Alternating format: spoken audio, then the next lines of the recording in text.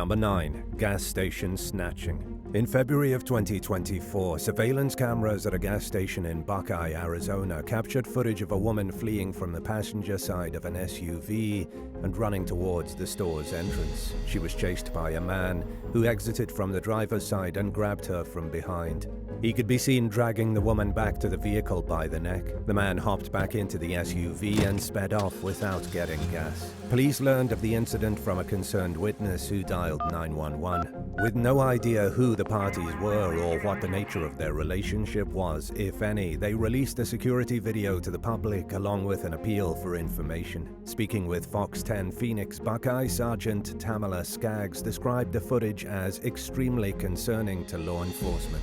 She expressed a concern for the woman's safety, but acknowledged that the police had no idea exactly what had happened. The video spread like wildfire as news outlets picked up the story. A few days later, a police spokesperson revealed that they had been in contact with the woman, who was uninjured and apparently had not been abducted. The incident was reclassified as a domestic violence investigation, and it's unclear whether any arrests have been made. Authorities have released very few details about the case, including the identities of those involved. Number 8. Mark Anthony Frederickson. Late one night in April of 2024, a terrified woman ran up to a stranger's house in Hillsboro, Oregon, and pounded frantically on the door while begging for help. Just moments later, a bearded man approached her from behind, grabbed her, and forced her into a pickup truck. Police released doorbell camera footage of the terrifying abduction in hopes that someone would be able to identify the suspect and victim. Within hours, the victim was found safe. The suspect, 36-year-old Mark Anthony Frederickson, was arrested on suspicion of kidnapping, coercion, and harassment.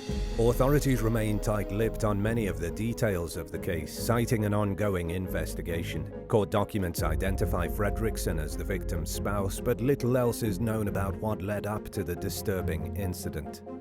Number 7. Ray Wright. In January 2018, 55-year-old master carpenter Raymond Wright suddenly went radio silent and failed to show up at work. 2 days after last hearing from him, the missing man's brother, Dean, stopped at his house. Ray's truck was gone, and Dean came face to face with a man he didn't recognize in the kitchen. The intruder fled the scene, and Dean called the police. 10 days after Ray vanished, his truck was found abandoned with his blood on the interior. 6 days after that, police chased after a van driven by 48-year-old Victor Gray. The van crashed, and investigators discovered that the registration sticker had been stolen from Ray's truck. Inside the vehicle, they found several of Ray's belongings, including his broken eyeglasses and a letter Gray wrote to a man named Bob demanding payment for abducting Ray. 6 years earlier, Ray had caused a car accident while driving drunk, permanently injuring a man named Robert Bobby Manor and his wife. Ray satisfied his debt to society but failed to pay regularly on his $275,000 court-ordered debt to the Manors. Witnesses told detectives that after Ray vanished, Manor said, "I got him." It became increasingly clear that Ray had been kidnapped and most likely killed as retribution for the drunk driving wreck and his failure to pay the Manors. In a rare move, prosecutors moved forward with a murder case against Gray and Manor despite the lack of a body. They were both convicted and sentenced to life without parole, and Manor continues to maintain his innocence from behind bars. Number 6. Omar Bin Omran. Omar Bin Omran was a teenager when he vanished in 1998. He was last seen on his way to a training center in the northern Algerian town of El Gidid at a time when the country was plagued by civil war. After searching for years with no luck, Bin Omran's family eventually lost hope of finding him alive. In 2024, 26 years after Bin Omran's disappearance, authorities received an unexpected tip that broke the case wide open. During a family dispute, the sister of Bin Omran's 61-year-old neighbor accused her brother of kidnapping the teen and holding him captive. Police searched the property and located a cellar door hidden beneath bay hails. They found Bin Omran in the space below, just hundreds of feet from where he disappeared. Now 45 years old, he was shaking, disheveled, and initially unable to speak. The accused captor was arrested and faces severe punishment according to officials. He was described by neighbors as a mysterious man who kept to himself.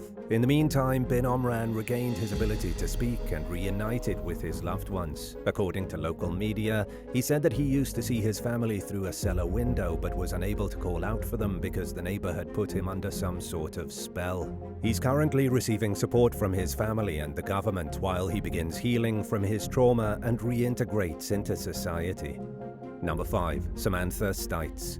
A northern Michigan woman's worst nightmare came true in October of 2022 when a man who had been stalking her for over a decade abducted her from her home.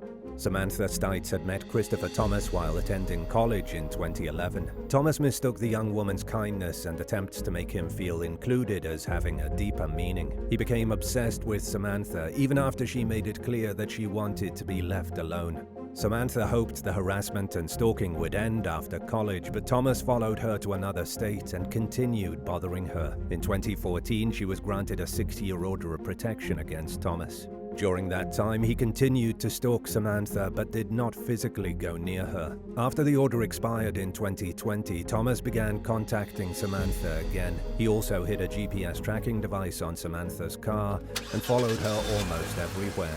Unaware of how he always seemed to know where she was at all times, Samantha became increasingly concerned the more she ran into Thomas. In 2022, she petitioned to renew her order of protection. The court denied her request, citing a lack of sufficient evidence. On the day of the kidnapping, Thomas took Samantha to a storage unit that had been repurposed as a soundproof bunker and chained her to a wall. For 13 hours, he assaulted and tortured his captive, who eventually convinced him to release her by promising not to go to the police and that they would stay friends. In late 2023, Thomas pleaded guilty to kidnapping, torture, and aggravated stalking. He was sentenced to 40 to 60 years in prison and will have to wear a GPS ankle monitor for life if he's ever released. Samantha told Up North Live that she believes that similar crimes can be prevented in a number of ways, including through better communication between courts and survivors and more mental health support for troubled individuals like Thomas. In the aftermath of the case, the state changed its policy to require judges who review petitions for orders of protection to consider the circumstances in any past protective orders that had been issued between the parties. Number 4. Carrie Lawson. In September of 1991, 25-year-old recent law school graduate Carrie Smith Lawson and her husband Earl were jolted awake by a 3 a.m. phone call. A woman claiming to be a nurse told them that she had news regarding a close relative. As the couple left their Jasper, Alabama home for the hospital, they were confronted by a masked gunman who forced Carrie to tie up her husband. The armed kidnapper forced Carrie into the Lawsons' SUV and drove off, leaving Earl behind. Carrie's family paid a $300,000 ransom, but she was never seen again. She was declared dead 2 years after her abduction, and her body remains missing to this day. 3 weeks after Carrie was kidnapped, the investigation led law enforcement to the home of 49-year-old Jerry Bland. The FBI raided his home and found him dead inside, along with most of the ransom money. Bland's distant cousin, Karen Lancaster McPherson, admitted to participating in Carrie's abduction and pleaded guilty to first-degree kidnapping. She's serving life in prison with the possibility of parole, which was denied in 2022. Her next parole hearing is in 2027, and Carrie's loved ones plan to continue fighting to keep her locked up. McPherson claimed that her role in the crime was minimal, but has been accused of downplaying her involvement. She also allegedly lied to Carrie's father about what really happened after he promised not to contest her parole if she told him the truth. The family's questions about Carrie's disappearance and death continue to go unanswered as they grapple with knowing they may not ever find the answers that they seek. Number 3. Anne Sluty. High school senior Anne Sluty was kidnapped in broad daylight as she walked to her car outside a Kearney, Nebraska shopping mall in April of 2001. Her abductor, 29-year-old Anthony Stephen Wright, also known as Tony Zappa, forced the teen into his SUV and beat her unconscious. Wright was already wanted in Wisconsin, Iowa, Nebraska, and Louisiana on a laundry list of crimes, including theft, assault, and gun-related offenses. The abuse continued as they drove to Montana, where Wright robbed several cabins. Along the way, Sluty left behind clues, including notes, in hopes that the police would pick up on their trail and come to her rescue. She also managed to sneak in phone calls to her mother and 911, while Wright stayed one step ahead of law enforcement. 5 days after the kidnapping, investigators tracked Wright and Sluty to a cabin in Rollins, Montana, after receiving a tip about a suspicious car. An 8-hour standoff ensued before Wright finally surrendered. He was convicted of Sluty's kidnapping and is serving a life sentence at a federal prison in West Virginia. There's no parole in the federal system, which means that he'll most likely remain behind bars until his dying day. Sluty graduated high school with honors and went on to become an engineer. During an interview with Good Morning America's Diane Sawyer in 2009, her parents credited her logic and strength with helping to save her life and heal emotionally afterward. Number 2. Carla Brown. By day, Todd Colehap was a successful South Carolina realtor. Little did anyone know that he lived a double life as a serial killer, murdering at least 7 people between 2003 and 2016.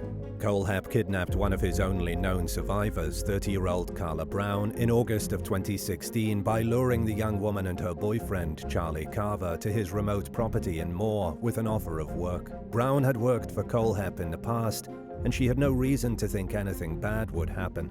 After fatally shooting Carver, Colehap locked Brown in a shipping container on his remote property, where he routinely abused and tortured her. He also showed Brown the graves of his other victims so that she would be too scared to even try escaping. More than 2 months passed with no leads into the whereabouts or fate of Carver and Brown. In early November, police traced the couple's last cell phone signals to the Colehap property, where they heard banging from inside the shipping container. In it, they found Brown chained like a dog.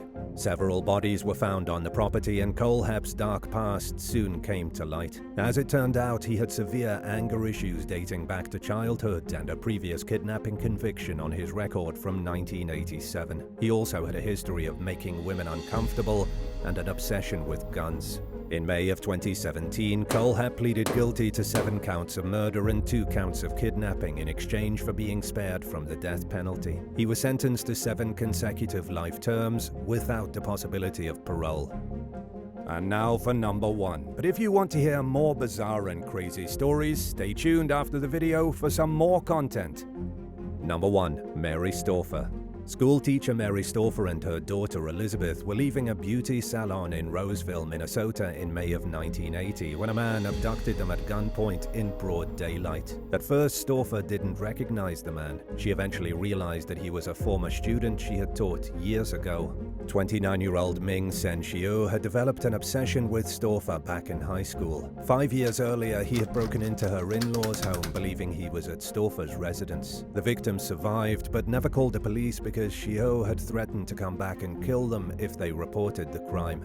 Stoffer's in-laws finally told the authorities about the home invasion after the abduction of Mary and Elizabeth. Xiu forced his captives into the trunk of Stoffer's vehicle and drove to his house, where he brutally assaulted and abused Mary. He kept the mother and daughter locked in separate places when he went to work during the day and threatened to kill Mary's husband if she tried escaping. After 53 days in captivity, Stoffer managed to break out of a locked closet that Xiu had left her and Elizabeth chained together in.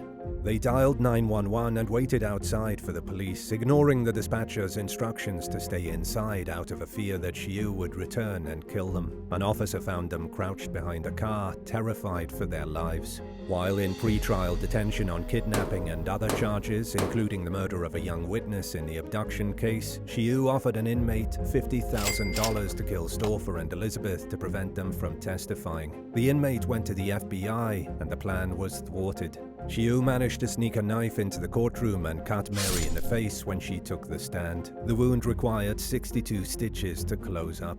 He was convicted of a federal kidnapping charge, but due to sentencing guidelines at the time, faced only a 30-year maximum sentence. In state court, he received a slightly longer 40-year sentence for the murder case. When his mandatory release date came in 2010, a judge ruled that he would remain locked up indefinitely due to his status as a dangerous predator. His subsequent appeals for release were all denied.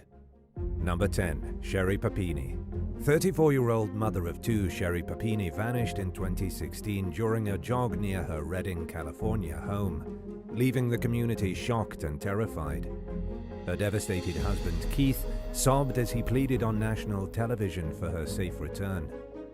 3 weeks later, a truck driver found Sher on the side of a highway hundreds of miles from her home. She was noticeably thin and covered in bruises, ligature marks, and other injuries. Sher seemed extremely distressed and traumatized, which was understandable considering what she'd supposedly just been through.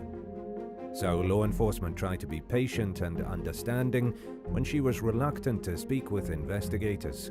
When she finally began to tell her story, Sher claimed that two masked Hispanic women abducted her at gunpoint during her jog. They forced her into an SUV and took her to an undisclosed location where she was chained up, beaten, starved, and tortured at the hands of her captors, who also chopped her hair off and branded her. However, Sher's story didn't add up, and the discrepancies became even more apparent as she continued to offer up more information. In the meantime, detectives became even less patient with Sher as they began to poke holes in her story. Phone records turned up evidence that she may have cheated on Keith Pini, and male DNA found on Sher's clothing turned up as a match to her ex-boyfriend, James Reyes. The woman's former partner eventually admitted that Sher had convinced him to pick her up and take her to his home on the day she was supposedly kidnapped. Reyes said that Sher claimed Keith was abusive and that he was unaware of her plan to stage her kidnapping.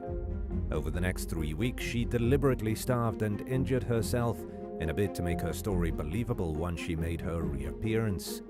She also religiously followed the case on the news and was fully aware of the widespread worry and fear about her well-being.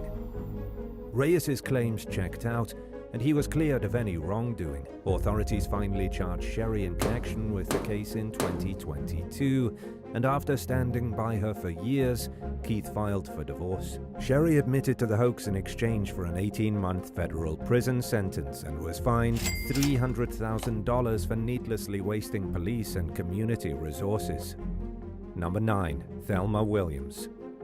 Residents in and around Hamilton, Ohio were alarmed to log onto social media one day in 2017 and find photos and videos of a local woman named Thelma Williams in what appeared to be a brutal kidnapping. The images showed 38-year-old Williams gagged, in tattered clothing, and tied to a pole in what appeared to be a basement. Naturally, when people saw the post, they dialed 911. One caller told the dispatcher that from what they could tell, the intruder had hacked Williams' old Facebook account and that they were threatening to kill her. During the calls, dispatchers could hear Williams' muffled cries in the recordings, including one in which she claimed that someone had cut her throat. Multiple law enforcement agencies initiated a full police response after being made aware of the seemingly dire situation, and a helicopter was even utilized to help aid in the search and rescue mission. In the aftermath of the supposedly harrowing ordeal, Williams reportedly told police that a masked man entered her house during the early morning hours, tied her up, and cut her clothing off. Williams claimed that the intruder then took her phone and used it to record the videos, which he allegedly also posted to her social media account. However, her story unraveled under questioning, and police uncovered evidence that Williams had staged her own kidnapping and had taken the photos and videos herself.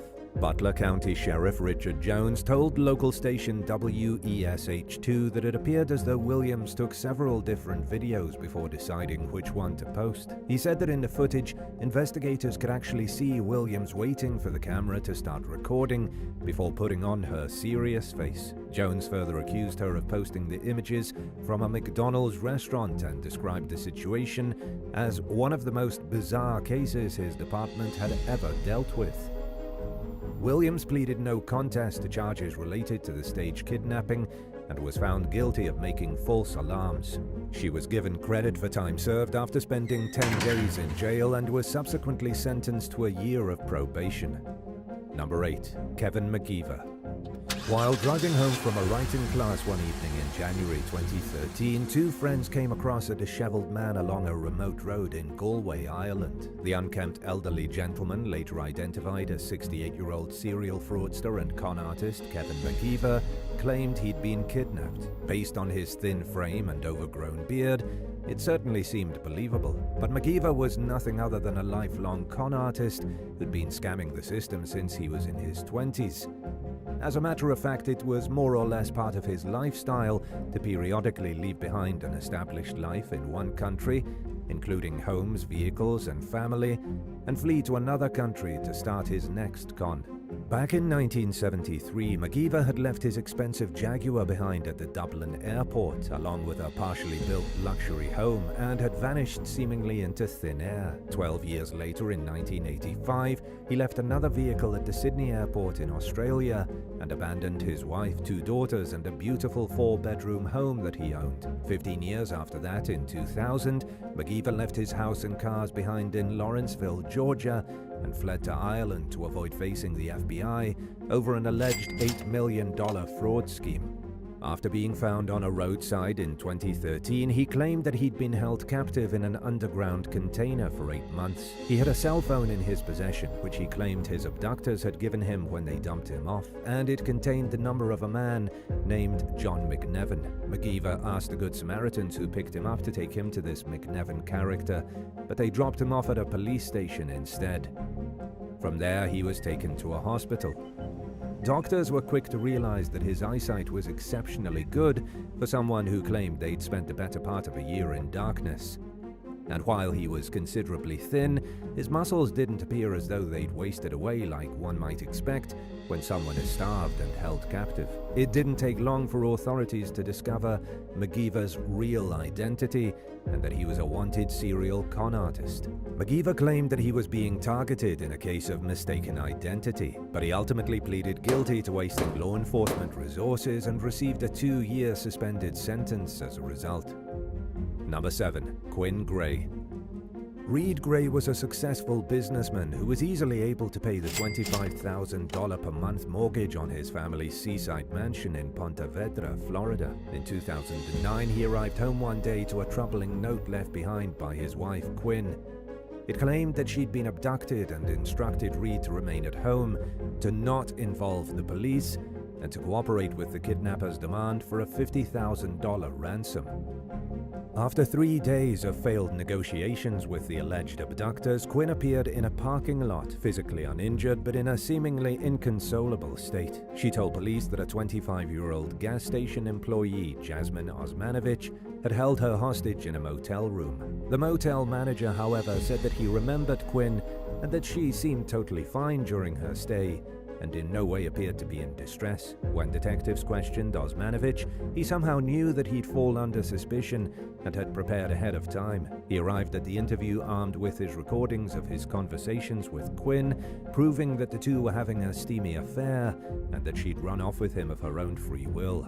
Osmanovich also admitted that he and Quinn had staged her kidnapping in an attempt to extort Reed Gray. At first, Reed stood by his wife, who continued to insist she had nothing to do with plotting her abduction and continued to play the role of an innocent victim. Even after it became clear that Quinn had at least some knowledge of the kidnapping plot, Reed initially laid most of the blame on Osmanovich and excused Quinn based on her compromised mental state.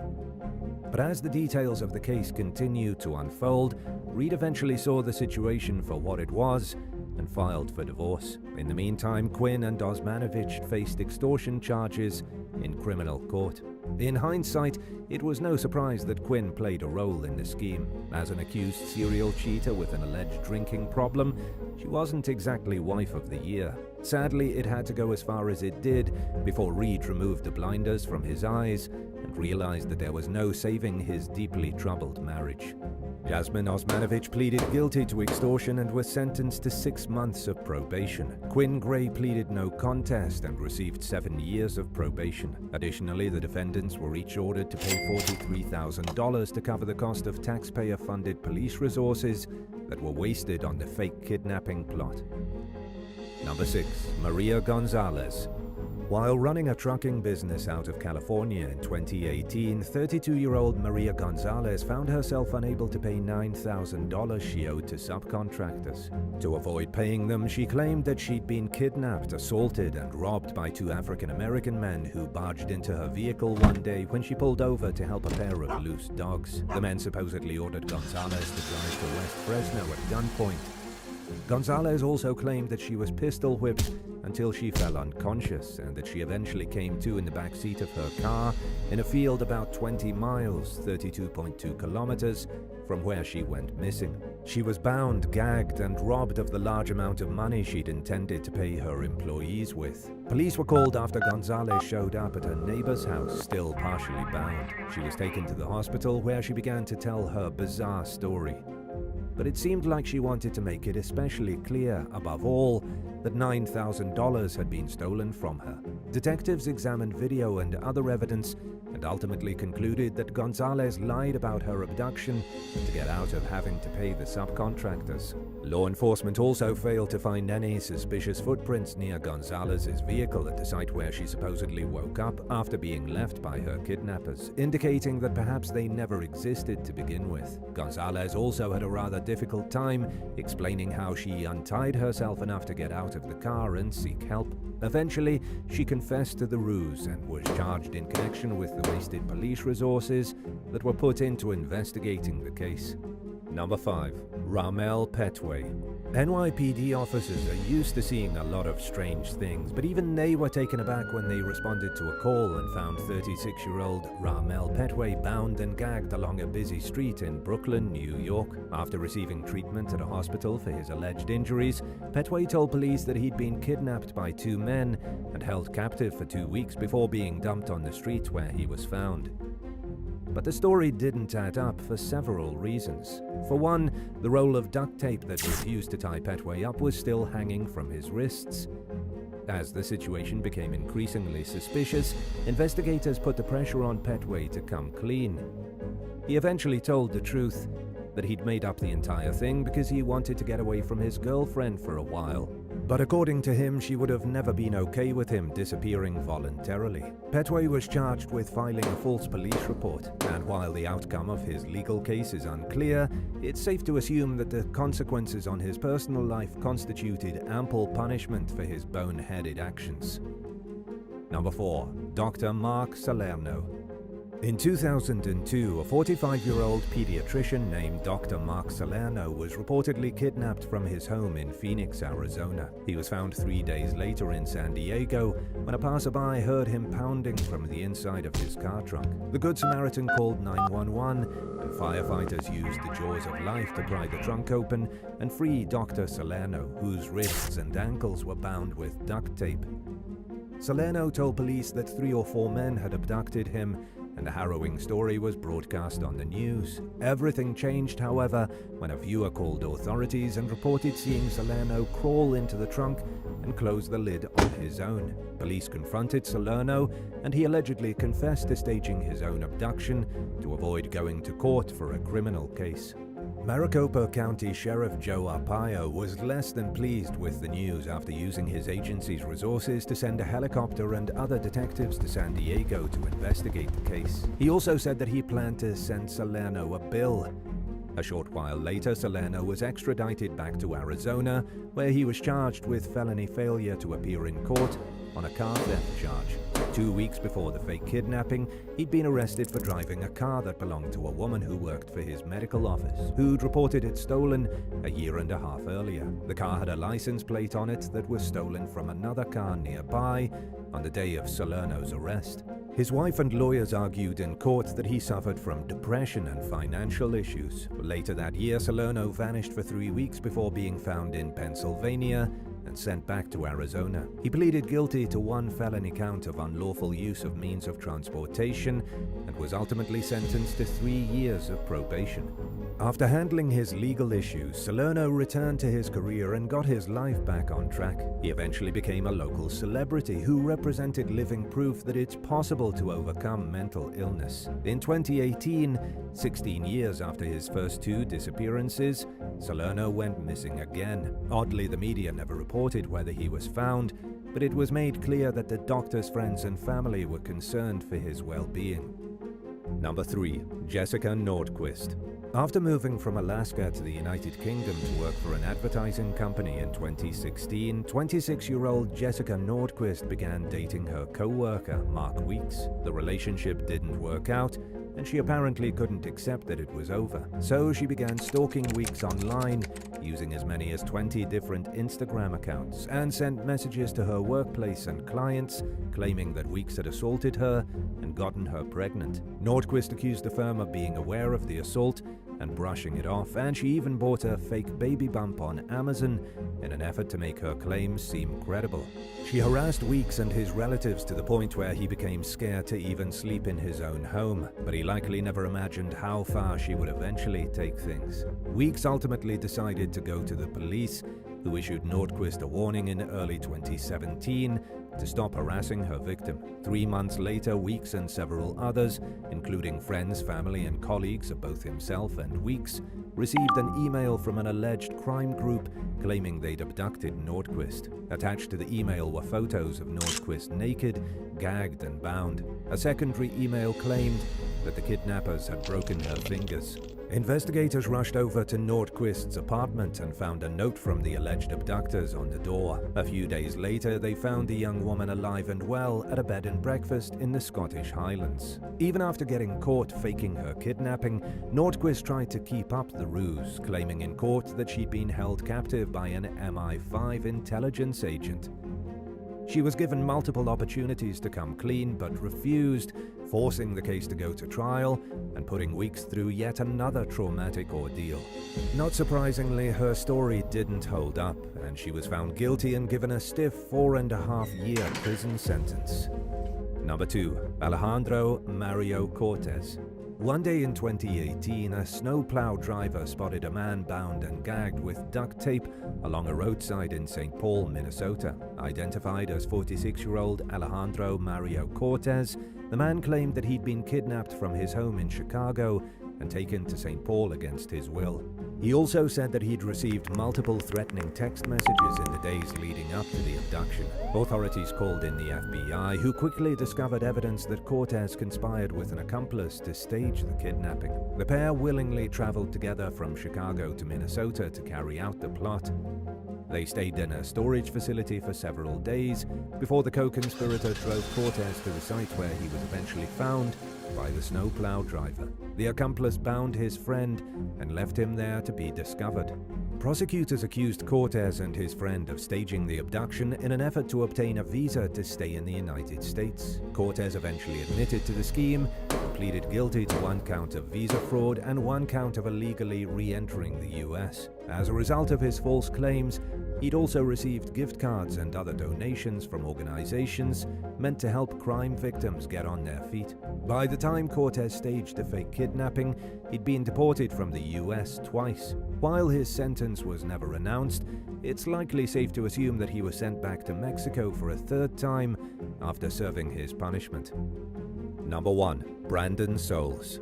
In what can only be described as a truly bizarre way to get out of having to go to work, a 19-year-old Arizona man named Brandon Souls allegedly staged his own kidnapping one day in 2021. According to a statement from Coolidge police, Souls bound his own wrists, gagged himself, and made up an elaborate story because he didn't feel like working his shift at a tire store. It all began one evening when officers responded to a call about an injured man near some railroad tracks who was drifting in and out of consciousness. The police arrived to find Souls laying on the ground with his hands bound by a belt and a bandana stuffed in his mouth. He reportedly said that he'd just finished running an errand and returned to his vehicle to find 2 masked men waiting for him. Souls claimed that one of the men struck him on the back of the head and knocked him unconscious, then drove him to the site where he was found before dumping him there and driving off. He allegedly told investigators that he was abducted because his father had a large amount of money hidden throughout the desert, and his captors wanted to know where it was.